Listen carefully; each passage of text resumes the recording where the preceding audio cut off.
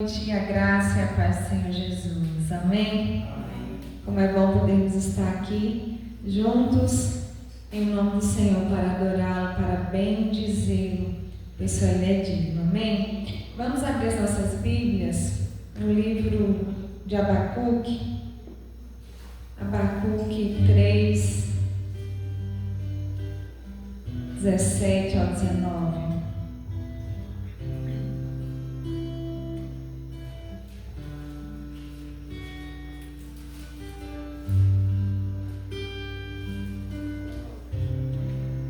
Que fica um pouquinho antes dos evangelhos, antes de Mateus.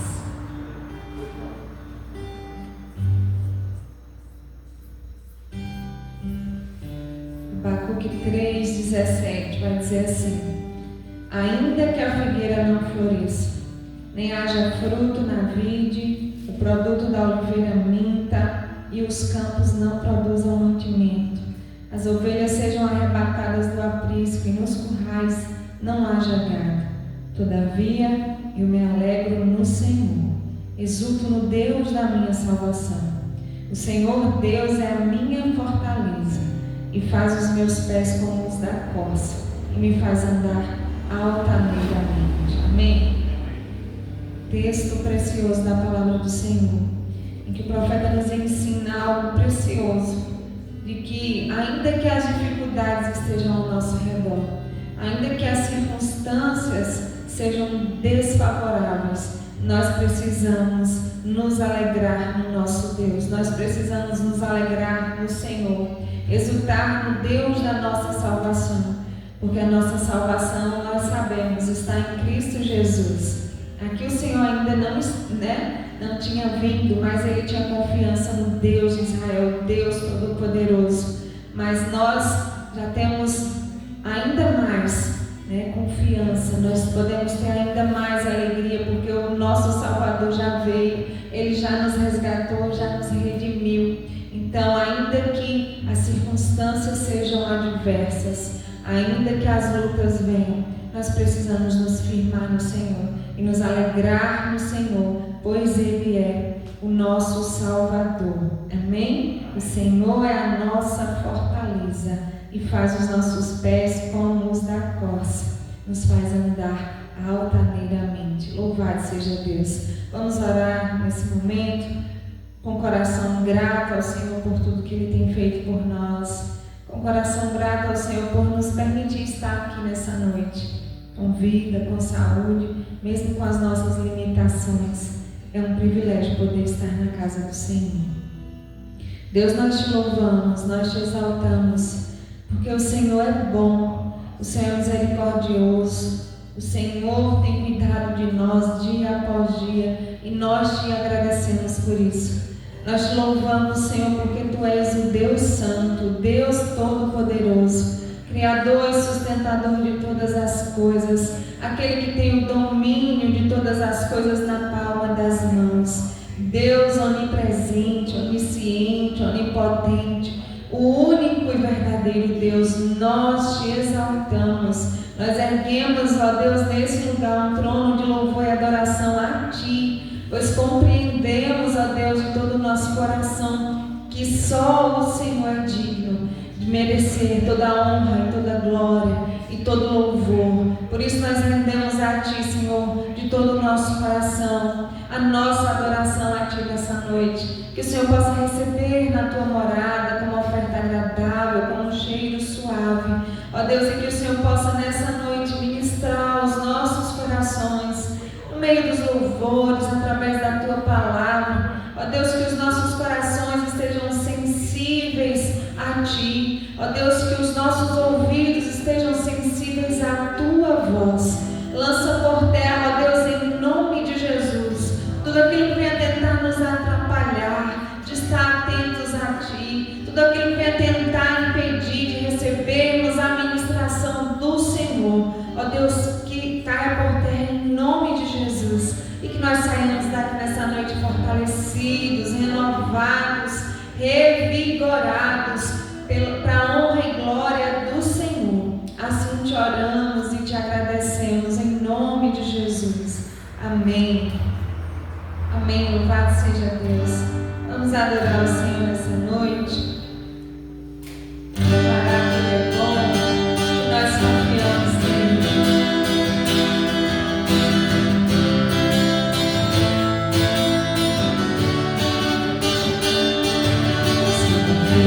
O Senhor, os montes de Sião, que não se abalam, mas permanecem para sempre. Volta de Jerusalém.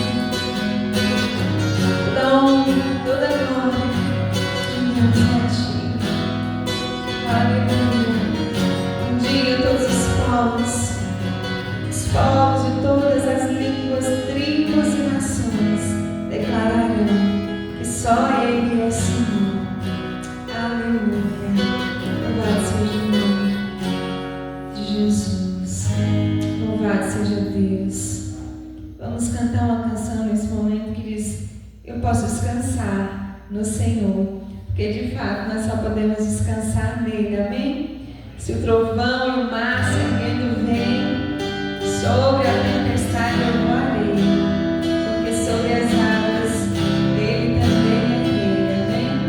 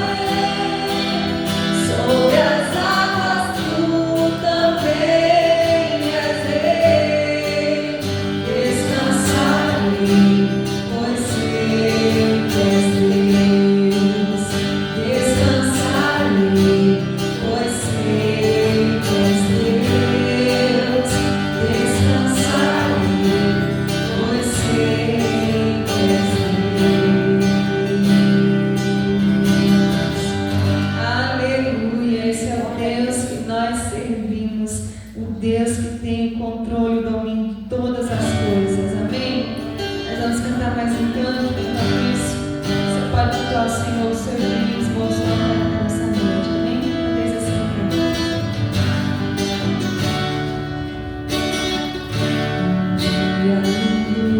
ao vejo eu encontrar a eterna glória que prometida está. Doce alegria posso então sentir, pois Jesus Cristo já está por mim. Jesus virá outra vez aqui, Jesus virá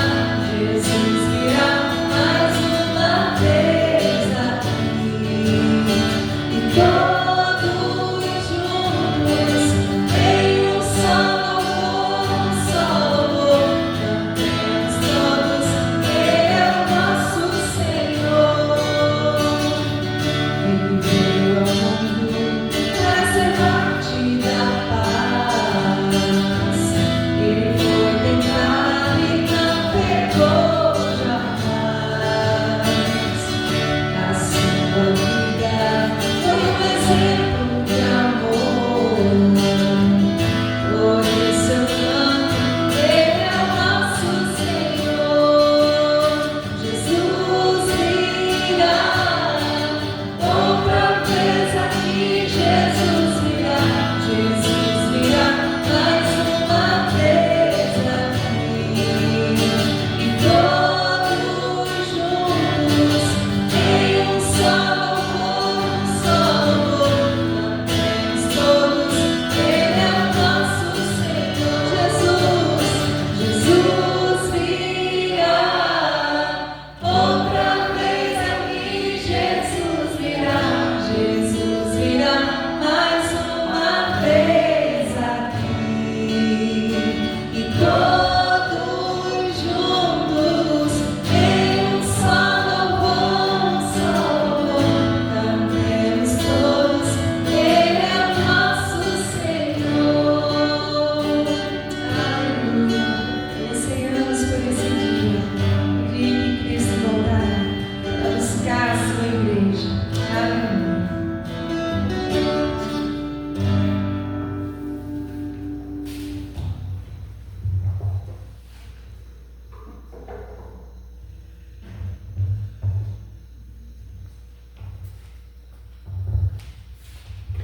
Boa noite, irmãos. Graças e paz.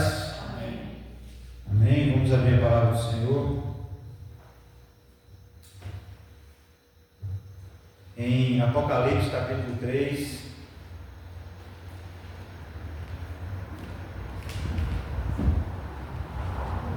Apocalipse, capítulo 3. Nós vamos estar lendo do verso 14 ao 22.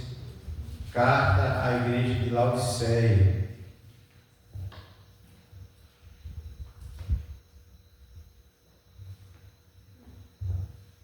Amém? Apocalipse capítulo 3, verso 14. Amém? Diz assim a palavra do Senhor: ao anjo da igreja em Laodiceia escreve: essas coisas diz o Amém, a testemunha fiel e verdadeira, o princípio da criação de Deus. Conheço as tuas obras, que nem és frio nem quente. Quem dera fosse frio ou quente. Assim, porque és morno e nem és quente nem frio, estou a ponto de vomitar-te da minha boca. Pois dizes, estou rico e abastado e não preciso de coisa alguma. E nem sabes que tu és infeliz, sim, miserável, pobre, cego e nu. Aconselho-te que de mim compres ouro refinado pelo fogo para te enriqueceres, vestiduras brancas para te vestires, a fim de que não seja manifestada a vergonha da tua nudez, e colírio para ungires os olhos, a fim de que vejas. Eu repreendo e disciplino a quantos amo. Sê, pois, zeloso e arrepende-te. Eis que estou à porta e bato. Se alguém ouvir a minha voz e abrir a porta. Entrarei em sua casa e cearei com ele e ele comigo. Ao vencedor dar-lhe-ei sentar-se comigo no meu trono, assim como também eu venci e me sentei com meu Pai no seu trono. Quem tem ouvidos, ouça o que o Espírito diz às igrejas. Amém? Vamos orar? Pai, bendito seja o nome do Senhor. Glorificamos, exaltamos, bendizemos o teu nome. Ó Pai, nós agradecemos ao Senhor por estar na tua casa, em comunhão com os irmãos.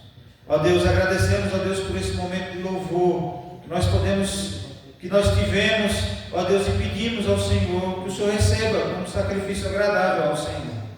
Ó Pai, ó Deus, também pelas ofertas que foram depositadas no altar do Senhor, que o Senhor continue abençoando o teu povo, abençoando a tua igreja, suprindo a necessidade, em nome de Jesus. E nos dando temor para usar o recurso que o Senhor tem nos dado, com sabedoria e temor ao Senhor. Ó Deus, nós pedimos agora que o Senhor fale conosco por meio da tua palavra. Ó Deus, é bem verdade que muitos faltaram hoje, ó Deus, mas estão aqui, ó Deus, os que talvez precisam ouvir essa mensagem, como alerta, como correção, seja ela qual for, ó Deus, mas que nós possamos ouvir a tua palavra e colocar em prática nas nossas vidas, que ela possa ser alimento, que ela possa servir, ó Deus, e alerta para as nossas vidas. Nós oramos assim em nome de Jesus e para a glória do Senhor Jesus. Amém. Amém, irmãos? Aqui está um trecho de Apocalipse. Nós já sabemos que Apocalipse foi escrito pelo apóstolo João e ela foi escrita num momento muito difícil da história do cristianismo. A perseguição era muito forte contra os cristãos. Dizem, como eu já sempre disse aqui, faltou madeira, tamanha a quantidade de crucificados. Cristãos eram jogados em covas de leões, no Coliseu, para servirem de circo, de entretenimento para os romanos. Muitos cristãos eram amarrados às postes e cobertos de pinche e serviam para iluminar as noites de Roma. Era esse o contexto em que o apóstolo João, que estava preso numa ilha deserta, uma ilha vulcânica, a ilha de Patmos, e lá, por que ele estava preso lá? Porque por causa do Evangelho, porque ele era um pregador do Evangelho. Roma não aceitou e mandou ele para lá para calar a voz do Evangelho. E foi nesse momento que Deus, quando as portas do mundo haviam se fechado, Deus abre uma porta no céu. A Bíblia diz que João tem uma visão do Cristo glorificado, não um Cristo mais sofrido pelo sacrifício da cruz, mas um Cristo glorificado. E então Jesus, o próprio Jesus Cristo, se apresenta perante o apóstolo João, que está isolado naquela ilha, e traz uma revelação que muita coisa já aconteceu e que muita coisa ainda está para acontecer. Este é o livro de Apocalipse. E nesse início do livro de Apocalipse, o apóstolo João recebe algumas mensagens para algumas igrejas da Ásia. Dentre elas, a igreja de Laodiceia, que começa aí no capítulo 3, no verso 14, que foi o texto que nós lemos. E quando o apóstolo João recebeu a revelação do Apocalipse, por volta dos anos 95, o Império Romano era governado por um imperador chamado Domiciano. Esse imperador exigia ser tratado como o Senhor, ele exigia ser tratado como Deus, e ele promoveu o culto ao império. E em diversas cidades da Ásia Menor, ele era considerado como se fosse uma divindade, um Deus. Portanto, ele deveria ser adorado. E é aí que os cristãos, eles enfrentavam a crescente pressão para participar dessa adoração ao imperador. E aqueles que se recusavam eram marginalizados economicamente, eles eram perseguidos, e em alguns casos, como eu citei, que muitos cristãos foram mortos, eles eram mortos por se negarem a prestar culto ao imperador. O próprio João estava, como eu disse, exilado nessa ilha chamada Patmos, por causa do testemunho de Jesus Cristo. E a cidade de Laodiceia, que foi o texto que nós lemos, era a cidade mais rica da região. Era localizada em uma importante rota comercial e era famosa por 3 características. Primeira delas, da sua riqueza financeira. Era uma cidade muito rica financeiramente, onde tinha muito comércio e exportava produtos para muitos outros lugares, portanto entrava muito dinheiro naquele lugar. Laodiceia possuía grandes bancos e centros comerciais.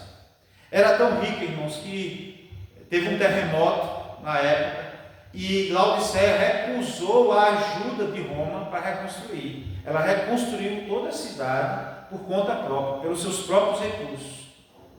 A primeira característica era essa, ela era muito rica. A segunda característica é que ela tinha uma grande indústria têxtil, produzia uma famosa lã chamada lã negra, considerada o produto de luxo em todo o império e em vários outros lugares.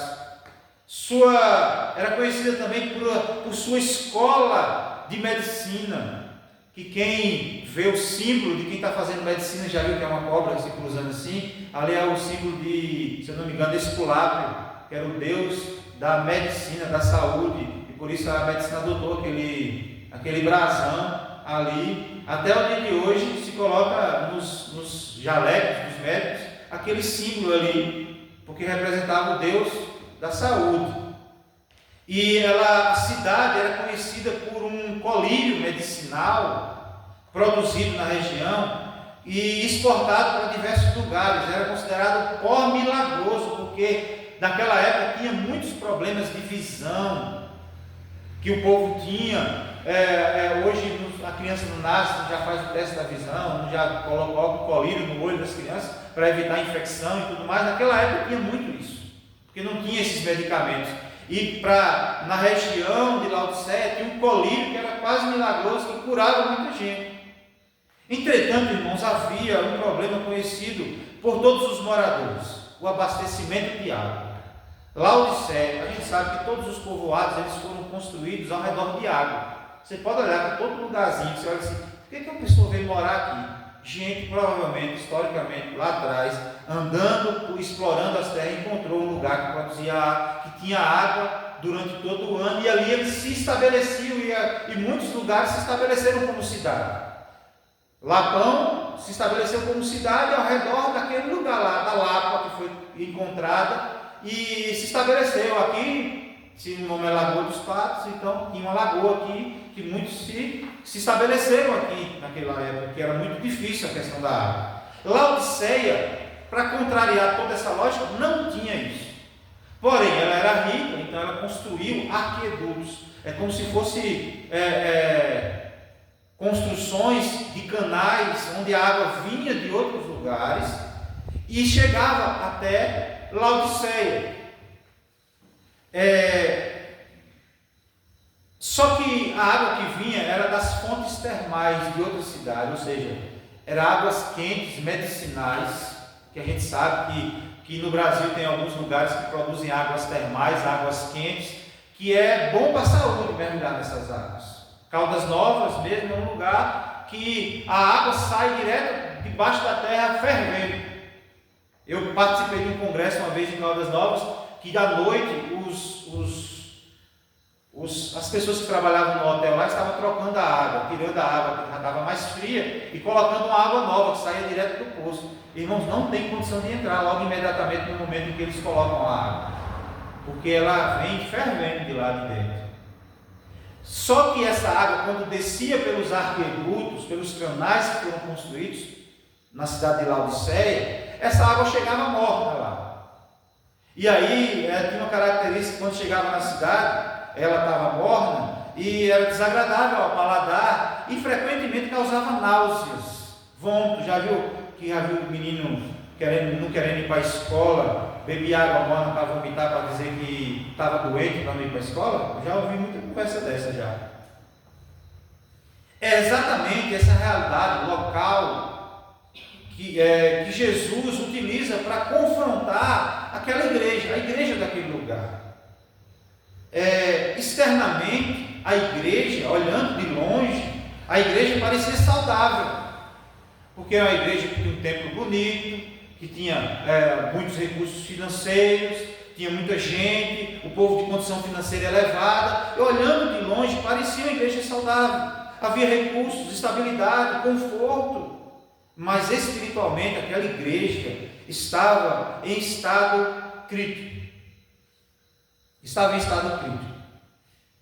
Irmãos, uma igreja, ela pode parecer próspera aos olhos dos homens, mas ainda assim está espiritualmente falida diante de Cristo, falida diante de Deus.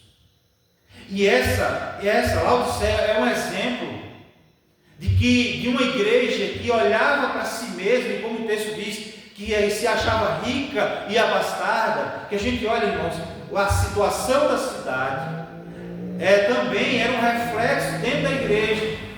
Se o povo da cidade era rico, consequentemente os membros da igreja tinham muitas condições, tinham muitas posses, talvez eram empresários, e que eles eram muito ricos e eles tinham um sentimento que ia de encontro à percepção real de Deus.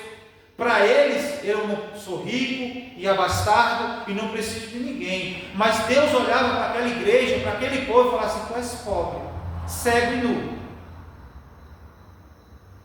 Então, irmãos, é nesse cenário que esta carta chega para a igreja de Laodiceia, que Cristo revela ao apóstolo João e traz ensinamentos, e traz alerta para aquela igreja e traz ensinamentos para nós, a igreja de hoje. Amém? Então, irmãos, a primeira coisa que nós aprendemos é que o texto diz assim: ao anjo da igreja em Laodiceia escreve: essas coisas diz o Amém, a testemunha fiel e verdadeira, o princípio da criação de Deus. Irmãos, esses títulos enfatizam a sua autoridade absoluta, que é Cristo que está falando com João. A gente tem que sempre lembrar disso. Cristo que está falando com João. Esses títulos enfatizam a autoridade de Cristo de forma absoluta. Ele é o Cristo que não se engana, ele é o único Deus, o Deus verdadeiro, e ele está assentado no trono. Ele vê além das aparências. Enquanto a gente só olha as aparências das pessoas, ele vê o nosso coração, ele enxerga o nosso coração, ele sabe o que passa na nossa mente. A igreja de Laodiceia, irmãos, possuía uma avaliação de si mesma. Ela dizia: estou rica e abastada e não preciso de coisa alguma. Mas Cristo faz outra avaliação dela. Ela que diz: nem sabes que tu és infeliz. Sim, miserável, pobre, cego e nu. Irmãos, a grande tragédia daquela igreja não era não era apenas a sua condição, era a sua ignorância acerca da sua própria condição. Irmãos, não existe coisa pior da gente não conseguir enxergar de fato quem nós somos diante de Deus.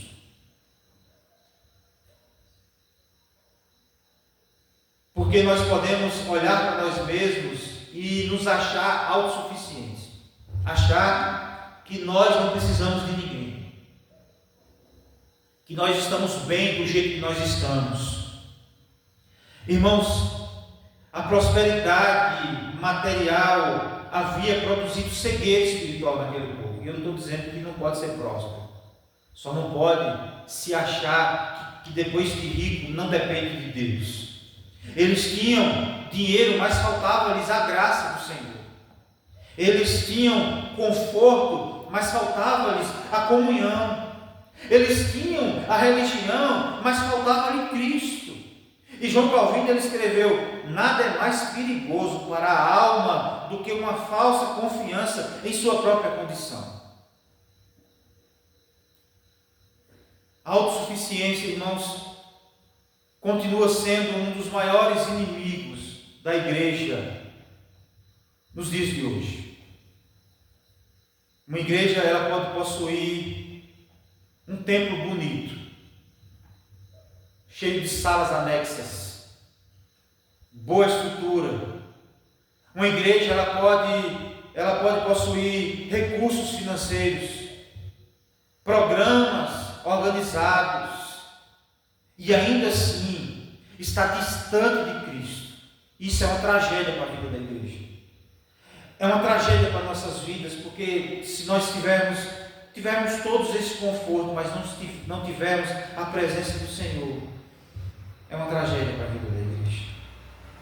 E é por isso, irmãos, que nós precisamos constantemente olhar para nós mesmos como igreja do Senhor e fazer os seguintes questionamentos: como Cristo nos vê?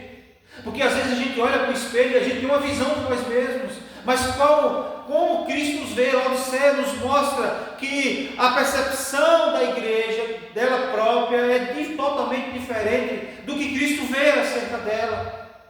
E é a mesma pergunta que nós fazemos hoje, quando nós olhamos para o espelho: como nós nos enxergamos e como Cristo nos enxerga? Como é que Cristo nos enxerga? A outra pergunta é que nossa espiritualidade é real ou apenas aparente? Ou é só uma casca, é da boca para fora, ou é de fato algo que flui do nosso interior? Outra pergunta: estamos vivendo pela graça ou pela nossa autoconfiança? Essas perguntas, irmãos, que nós precisamos fazer, porque não existe tragédia maior de um ser humano olhar para si mesmo e ter uma visão deturpada de quem ele é. Porque, irmãos, a verdade é que a palavra de Deus nos ensina que nós somos miseráveis pecadores e dependemos totalmente da graça de Deus. Tem muita gente que confia nas suas próprias obras para serem salvos e dizem: mas eu sou uma pessoa boa, eu sou uma pessoa que ajuda as pessoas, eu sou uma pessoa que só faz o bem. Irmãos, a Bíblia diz que essas afirmações, a nossa própria justiça, não passa de um trapo de imundícia. E quando nós entendemos que nós somos salvos pelas nossas próprias obras, nós estamos dizendo: o sacrifício de Jesus é inútil, não precisava. A verdade, irmãos, é que nós dependemos totalmente do Senhor. Nós dependemos totalmente do Senhor. Nós somos falhos, pecadores. A nossa justiça não passa de um trapo de imundícia. Nós não temos condições de herdar salvação pelos nossos próprios méritos, só por meio de Cristo. Ele morreu a nossa morte.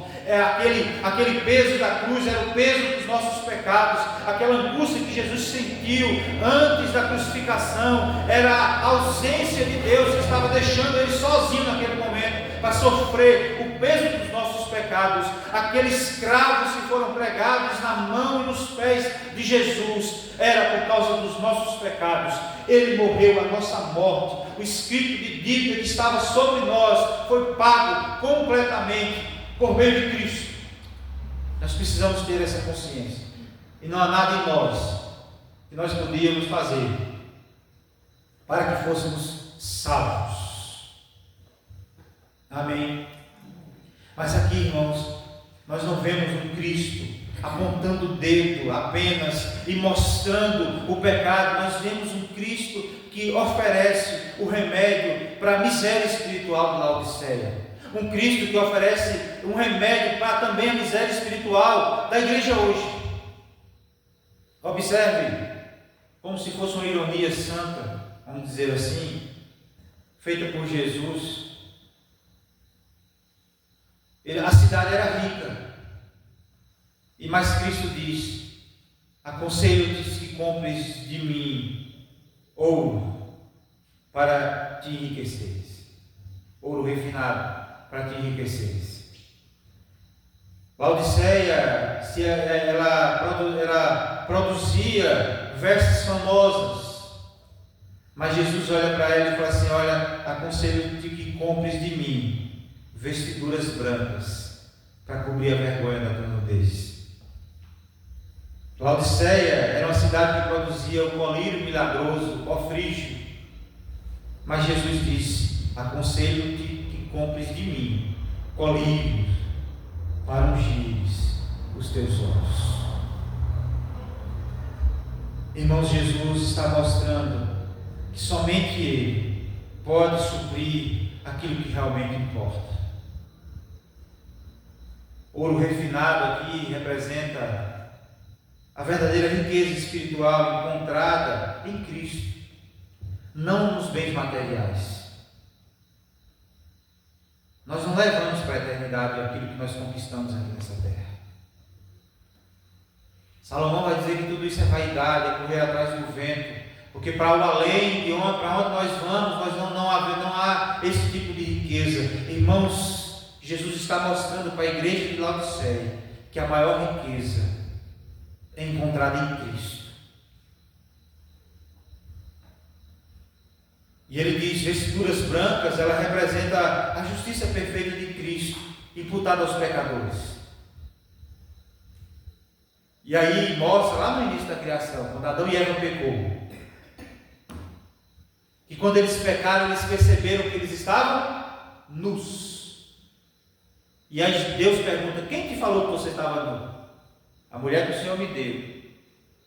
Pegou o fruto da árvore e comeu e me deu para eu comer, e eu comi, e agora nós sabemos, nós estamos vendo que nós estamos nus. Eles pecaram e por isso eles foram destituídos da glória de Deus, separados de Deus. E agora estão percebendo que eles estão nus. E o que é que Deus faz? Mata um cordeiro, pega a pele dele e cobre eles, para cobrir a vergonha da nudez que eles estavam sentindo por causa do pecado. Percebe, irmãos, que o pecado de Adão e Eva gerou a morte de um inocente. O que é que o carneirinho tinha a ver com o pecado de Adão e Eva? Esse sacrifício, irmãos, aponta para Cristo, o Cordeiro de Deus, sem culpa, sem pecado, que morreu para cobrir a vergonha da nudez produzida pelo pecado do homem. Lá é o que nós chamamos de proto-evangelho, para cobrir a vergonha da nudez, do pecado. Cristo é o Cordeiro perfeito de Deus, que tira o pecado do mundo. O colírio espiritual representa a iluminação produzida pelo Espírito Santo. A solução não estava, irmãos, na cidade. A solução não estava na cultura. A solução não estava na economia, nas riquezas. Muitos procuram soluções para o vazio da alma, em dinheiro, em sucesso, nos prazeres, no reconhecimento. Mas aqui, irmãos, somente em Cristo pode enriquecer o pecador. Ser cheio, não basta ser cheio do dinheiro, mas é preciso ser cheio de Deus para ser realmente rico. Amém? A reforma, irmãos, sempre enfatizou: Cristo é suficiente. Porque no meio da igreja tem ricos e tem pobres. Tem aqueles que não precisam de coisa nenhuma, mas tem aqueles que precisam de alguma coisa. Mas todos são ricos da mesma graça abundante do nosso Senhor Jesus Cristo. Amém. Porque somente Cristo salva, somente Cristo justifica e somente Cristo satisfaz o vazio que há no nosso coração. Amém? Irmãos, a repreensão de Cristo é uma expressão do seu amor. Ele repreende a todos quanto ama. Porque ele diz: eu repreendo e disciplino a quantos amo. Irmãos, a repreensão de Deus não é um sinal de rejeição, é um sinal de filiação. Às vezes você vê um menino teimando na sua frente, que não é seu, você fica quieto, né? Não é seu filho. Você olha assim e fala: o pai está vendo. Mas quando é seu filho e ele está fazendo a coisa errada, você pega no braço e chama a atenção dele. Por quê? Porque é seu filho. O Senhor Jesus, irmãos, faz a mesma coisa aqui. Ele repreende a sua igreja. Ele chama a atenção do seu povo. Porque é seu povo, seus filhos. Amém? Quando Deus abandona alguém ao pecado, sem correção, isso é juízo. E a Bíblia diz lá em Romanos, capítulo 1, que Deus muitas vezes pega essas pessoas que querem viver no pecado e entrega a eles as suas próprias cachorras. Deixa eles fazer o que eles quiserem e se virem, e isso será a sua própria ruína. Mas aos seus filhos amados, ele chama a atenção, chama a repreensão, porque ele ama. Porque, como diz em Hebreus 12:6, o Senhor corrige a quem ama. Cristo aqui, irmãos, não estava aqui destruindo aquela igreja, ele estava chamando aquela igreja ao arrependimento. Nem toda dificuldade é castigo, mas toda correção divina é manifestação do amor de Deus. Quando a palavra nos confronta, nós devemos agradecer e não resistir à palavra de Deus. Nós precisamos agradecer, porque a palavra está trazendo confronto aos nossos conceitos, aos nossos pensamentos, aquilo que nós achamos de nós mesmos, e de repente a palavra vem e nos confronta, nos constrange a mudar a nossa percepção acerca de nós mesmos. Amém? E Cristo, irmãos, chama a igreja ao arrependimento e à comunhão. E esse é um dos textos mais conhecidos da Bíblia. Eis que estou à porta e bato. Eis que estou à porta e bato. Muitas vezes, irmãos, esse versículo ele é usado no evangelismo. Ele diz: Jesus está à porta, batendo na sua porta, para que você abra e ele entre e ele ceie com você. Embora pode ser aplicado assim, muita gente faz isso para mostrar que Jesus está do lado de fora e ele quer entrar na sua casa, mas aqui, irmãos, Jesus está falando para uma igreja. A cena, irmãos, aqui, se a gente for imaginar a cena, é chocante. A igreja realizando as suas atividades, seus cultos, as suas programações, e Jesus lá do lado de fora. Imagina aí. Se o que faz sentido nas nossas vidas, de estar aqui nessa noite, é a presença de Jesus. Paulo vai dizer que se Cristo não tivesse ressuscitado, era vã a nossa fé. Mas Cristo ressuscitou. Ele está vivo. Ele se faz presente no meio da igreja. Quando o povo de Deus se reúne para adorar, para cultuar Ele, a Bíblia diz que Ele se faz presente no meio do seu povo. Ele não habita nisso aqui. Isso aqui, quando está vazio, apenas se torna um lugar comum. Mas quando o povo de Deus se reúne nesse lugar, ali o Senhor se faz presente. Agora imagine uma igreja que está se reunindo o tempo todo e o Senhor está lá do lado de fora.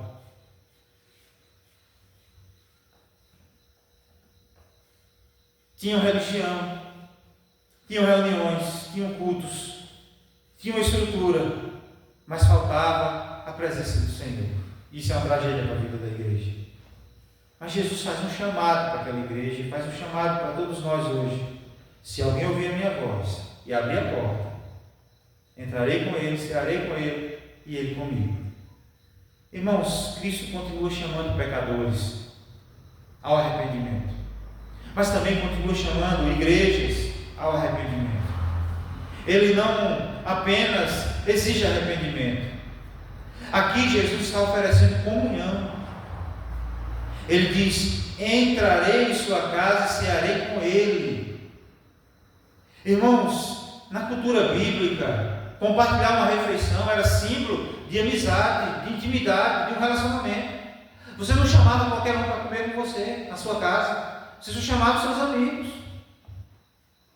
pessoas em quem você tinha autoestima. É isso mesmo? Autoestima? Não.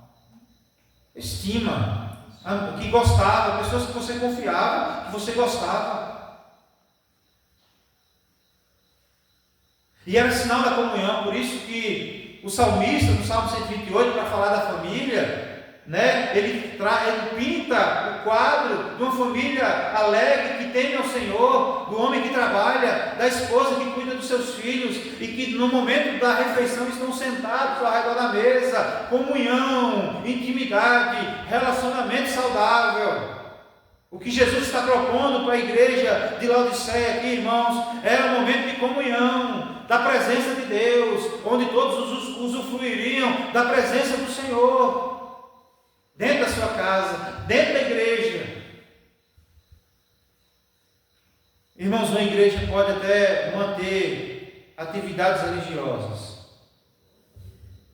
e perder a centralidade de Cristo. E nós precisamos perguntar: Cristo está no centro dos nossos cultos? É Cristo que governa as nossas decisões? É Cristo, irmãos, que ocupa o primeiro lugar em nossas vidas? Essa pergunta precisa ser feita para nós. E aí o texto termina, irmãos, com uma promessa ao vencedor. A carta termina com uma promessa extraordinária. Ele diz: ao vencedor dar-lhe-ei o sentar-se comigo no meu trono. Irmãos, o mesmo Cristo, rejeitado pela igreja morna, oferece participação na sua glória futura. Assim como Cristo venceu e assentou-se com o Pai, os crentes fiéis participarão do seu reino eterno também.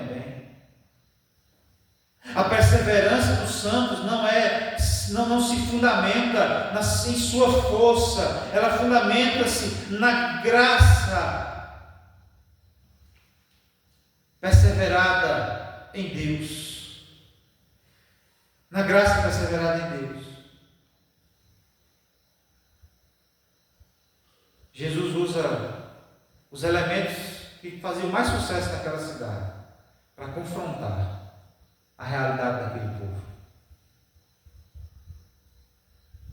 Um país, uma cidade que era rica, Deus disse que ela era pobre e que comprasse dela ouro para enriqueceres. Uma cidade que produzia os melhores tecidos, vivia como pobre, cega, vivia como nu, porque vivia em pecado. A cidade que produziu o colírio milagroso era cega. A igreja era cega. Não conseguia enxergar a sua própria necessidade. Necessitava de Deus. Irmãos, essa mensagem é para nós hoje. Porque nós corremos risco de olhar para nós mesmos e achar: olha, eu não preciso de ninguém. Eu sou uma pessoa boa, e então eu posso ser salvo por causa disso. Isso é um ledo engano. A gente pode olhar para nós mesmos e achar que nós estamos bem perante Deus. Mas a Bíblia diz que nós éramos inimigos de Deus. E só por meio de Cristo nós somos reconciliados. E hoje podemos ter paz de Deus e paz com Deus. É porque Cristo morreu a nossa morte. E por isso precisamos dele. Irmãos, existe algo maravilhoso que acontece nas nossas vidas. É porque nós estávamos cegos, mas agora enxergamos. E isso é obra do Espírito Santo de Deus nas nossas vidas. Porque antes nós não conseguíamos enxergar a nossa miserabilidade, a nossa fraqueza. Quão miseráveis nós éramos, distantes de Deus, separados da comunhão com Deus. Mas agora, graças ao Espírito Santo de Deus, nós reconhecemos que somos pecadores e quanto nós precisamos de Deus. Isso é obra do Espírito Santo de Deus. Que Ele continue fazendo essa obra em nós, irmãos. Amém? O grande problema de Laodiceia não era a perseguição que o povo cristão estava enfrentando naquele tempo. Jesus não fala sobre problemas com heresias naquela igreja. Não era pobreza, como diz em outra igreja, era a mornidão espiritual. Era a mornidão espiritual. Irmãos, uma igreja satisfeita consigo mesma e que já não sentia necessidade, ela era uma igreja satisfeita consigo mesma e já não sentia a necessidade de Cristo. Como diz Charles Spurgeon, a mornidão é a doença mais mortal da igreja, porque faz o homem pensar que está bem, quando está perecendo. Portanto, irmãos, a pergunta final do texto é: Cristo está apenas frequentando nossa igreja ou Ele realmente ocupa o centro dela? A mesma pergunta a gente pode fazer para nós mesmos. Cristo é o centro das nossas vidas?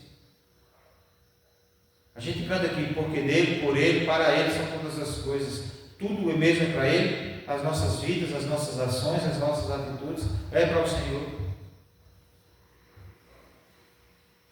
E aí, irmãos, em todas as cartas das 7 igrejas da Ásia, Deus termina com a mesma frase. Verso 22. Quem tem ouvidos, ouça o que o Espírito diz às igrejas. Quem tem ouvidos, ouça o que o Espírito de Deus fala aos nossos corações nessa noite. Amém? Que Deus possa estar aplicando essa palavra em nossos corações e nos fazer, de fato, compreendermos quem somos nós e o quanto precisamos da graça redentora do nosso Senhor Jesus Cristo. Amém? Vamos orar. Deus e Pai, bendito seja o nome do Senhor. Nós somos gratos ao Senhor, Deus, porque o Senhor nos fez, ó Deus, compreender quem nós somos. Pecadores, miseráveis, que carecem da Tua graça. E isso é graças ao Teu Espírito, ó Deus. Mas a verdade é que corremos o risco de, na caminhada, nós mudarmos o foco, tirarmos os olhos do Senhor e colocar os olhos nas coisas desse mundo, ó Deus, nas riquezas desse mundo, nos prazeres desse mundo, e perder a sensibilidade de olhar para nós mesmos e acharmos que nós não precisamos mais do Senhor. Ó Deus, tem misericórdia de nós, tem misericórdia da Tua igreja. Ó Deus, em nome de Jesus, que o Senhor fale aos nossos corações por meio da Tua palavra, Deus, em nome de Jesus Cristo. Ministre aos nossos corações, ó Pai, em nome de Jesus que nós pedimos, para o louvor da glória do Senhor. Que o Senhor visite o Teu povo, que não apenas, ó Deus, o Senhor esteja na parte de fora batendo na porta, mas que o Senhor seja o centro dessa igreja, continue sendo o centro dessa igreja, seja o centro das nossas vidas. Ó Deus, em nome de Jesus, não deixe, ó Deus, vivermos no engano e confiarmos em nós mesmos, ó Deus, mas que a nossa confiança venha estar no Senhor. Nós oramos assim em nome e para a glória do Senhor Jesus. Amém. Amém. Que o Senhor nos abençoe em nome de Jesus.